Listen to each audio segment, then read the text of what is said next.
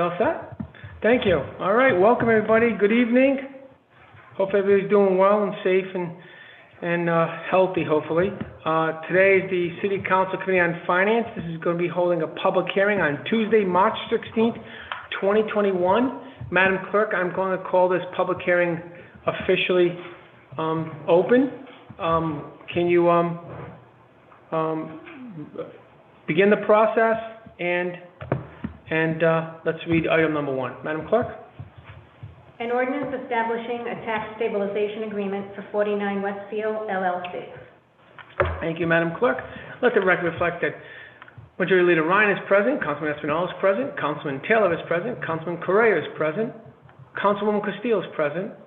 We also have Mr. Mancini, of course, CFO from the City of Providence. We also have Gina Costa, our internal auditor, and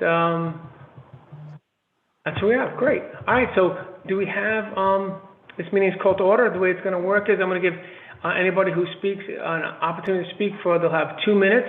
I will then keep time, and then when your 2 minutes are up, I will let you know, and we'll move on to the next person. Madam Clerk, do you have the list of individuals who would like to speak on this matter? Yes, we have one person, Kirk Robinson. Nope, I think we have Mr. Nick Keeman, don't we? He didn't. He excuse me. Yes.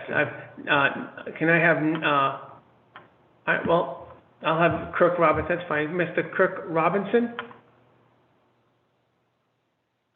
are you there, sir? Right, sir. Right? Are you there, sir? Mr. Robinson, are you there, sir?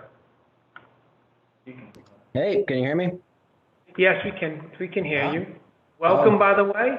Welcome to the City Council Committee on Finance's public hearing. You have 2 minutes, sir.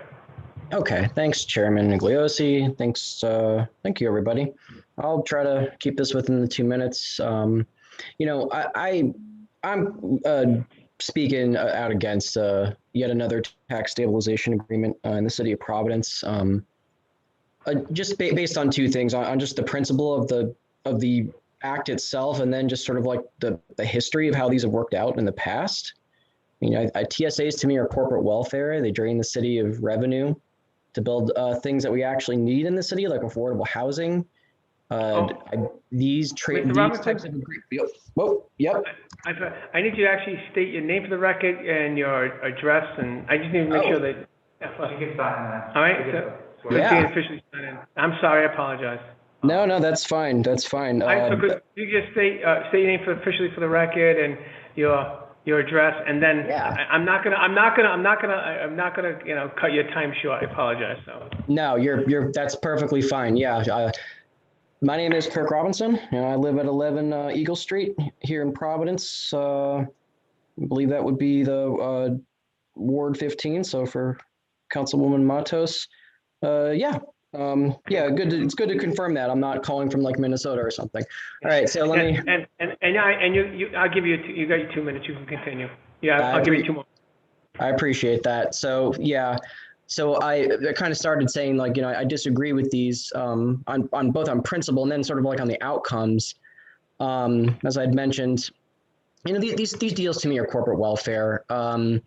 They transfer what would be public wealth into private hands. They accelerate gentrification.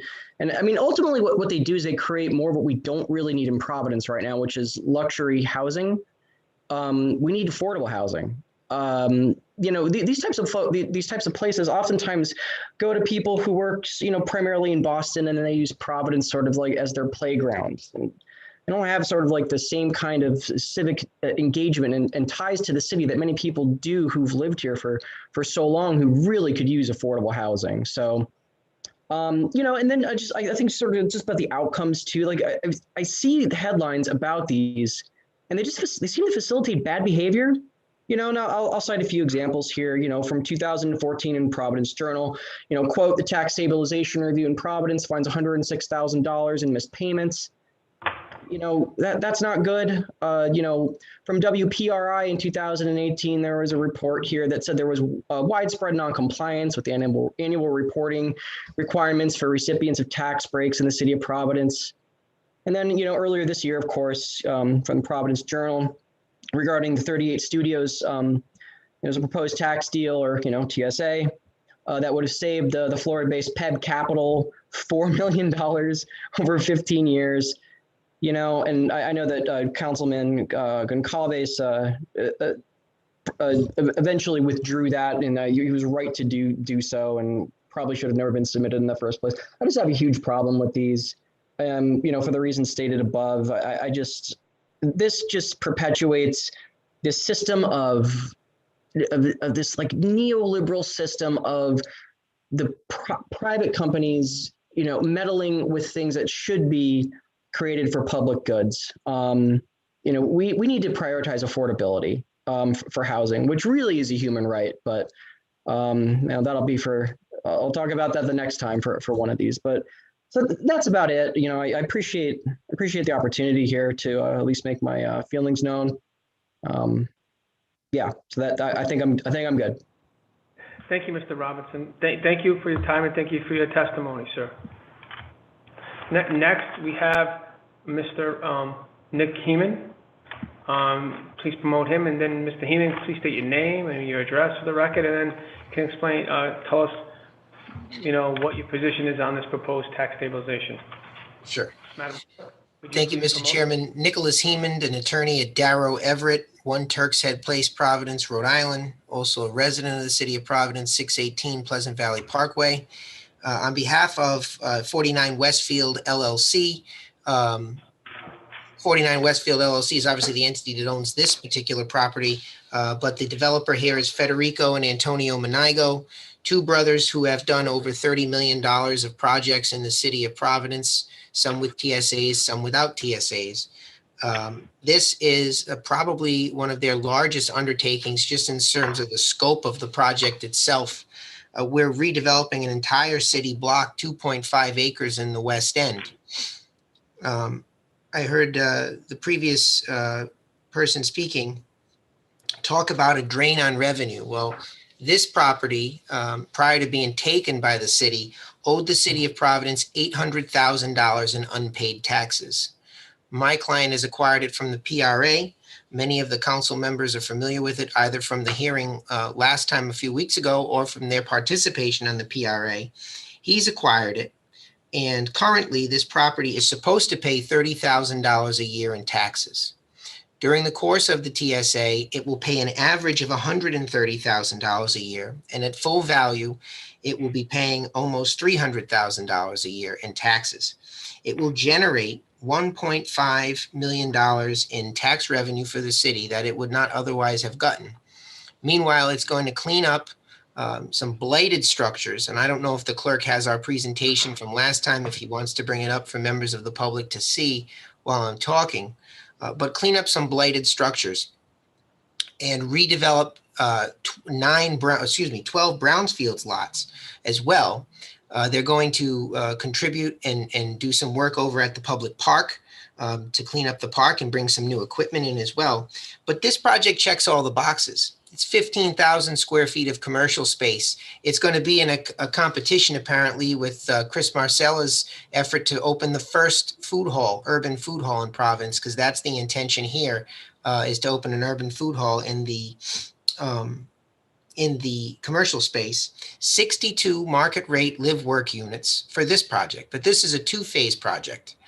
Not part of the TSA, and Mr. Manigo represented this to you folks under oath at the Finance Committee. The second phase of this project is another $3 million, and in that investment, you're going to have affordable units. At least the intention right now is 12 affordable units on the other lots that won't be subject to the tax stabilization agreement. So on the non-TSA, you're going to have $3 million in new affordable housing investment by the same developer. So he's doing what he's always done, which is to take the tax savings from one particular development and put it back into the city.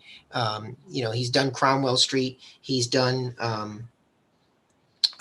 he's doing Knight Street is another one that's going to be coming up. He's done a couple of other developments totaling approximately $30 million, all in the west end of the city.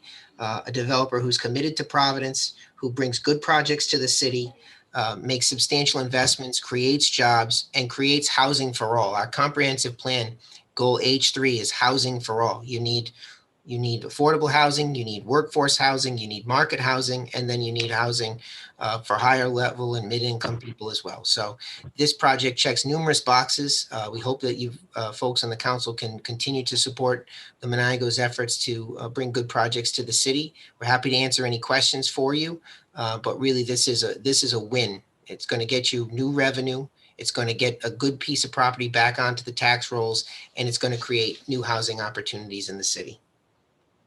Thank you, Mr. Heeman. Thank you for your testimony. Madam Clerk and Mr. Clerk, just make sure for the public that the reference material that Mr. Heeman mentioned was entered into the record at the last finance meeting as exhibits. Make sure it's put on the appropriate portal for the public to look and review. That, Madam Clerk, are there any more individuals on the list? There are none. So there are no more sign-ups. With that said, I will ask one more time. There are no more sign-ups on the list? No. Thank you, Madam Clerk. So with that, I hereby order this City Council Committee on Finance public hearing on Tuesday, March 16th, 2021, hereby declare it closed. Thank you all. Be well, be safe, and have a good night.